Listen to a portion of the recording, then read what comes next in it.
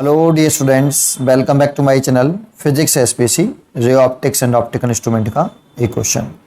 Light ray is incident on a glass slab of thickness 4√3 and refractive index √2. The angle of incidence is equal to the critical angle for the glass slab with air. The lateral displacement of ray after passing through the glass slab is centimetre और sin 15 की value हमें question में given है. Solution, एक diagram बनाते हैं. एक glass slab बनाए. सबसे पहले ये ग्लास स्लैब है, इसकी थिकनेस हमें जो दे रखी है वो 4/3 सेंटीमीटर दे रखी है और इसका रिफ्रैक्टिव इंडेक्स √2 है और इधर एयर है, इसका रिफ्रैक्टिव इंडेक्स 1 है. अब क्वेश्चन में कहा जा रहा है कि इस पे जो लाइट इंसिडेंट कर रहे हैं वो क्रिटिकल एंगल के इक्वल है. ये जो इंसिडेंस एंगल है आई, ये क्रिटिकल एंगल के इक्वल है, ये ऐसा गिवन है. ठीक है.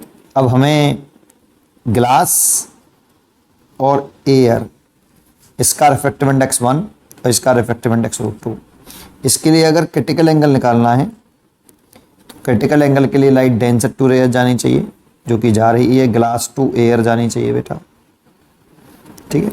इंसिडेंस एंगल क्रिटिकल एंगल के बराबर है तो पहले क्रिटिकल एंगल निकालना पड़ेगा. तो critical angle denser to rarer जाए और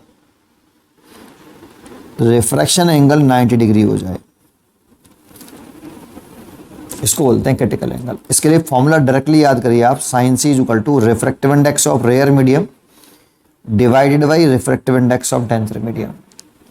ये refractive index of optically rare medium divide by refractive index of optically denser medium. तो देखो ये डेंसर है और ये रेयर है. रिफ्रैक्टिव इंडेक्स जो होता है रेयर मीडियम का कम होता है और डेंसर का ज़्यादा होता है. ये क्रिटिकल एंगल से रिलेटेड पॉइंट हमें याद होना चाहिए. ठीक है. अब इस जगह पे पहले क्रिटिकल एंगल निकाल लें. तो sine C is equal to refractive index of rare medium जो कि 1 है और डेंसर मीडियम जो कि √2 है. तो sine C is equal to, ये साइन 45 डिग्री की वैल्यू है, cancel. C is equal to 45 degree. मतलब जो इंसिडेंस एंगल रख रहे हैं हम वो 45 डिग्री रखें. अब लाइट जब रेयर से डेंसर मीडियम में जाएगी तो टूवर्ड द नॉर्मल हो जाती है. ये रिफ्रैक्शन एंगल और फिर नॉर्मल ड्रॉ करते हैं तो ये भी रिफ्रैक्शन एंगल होगा.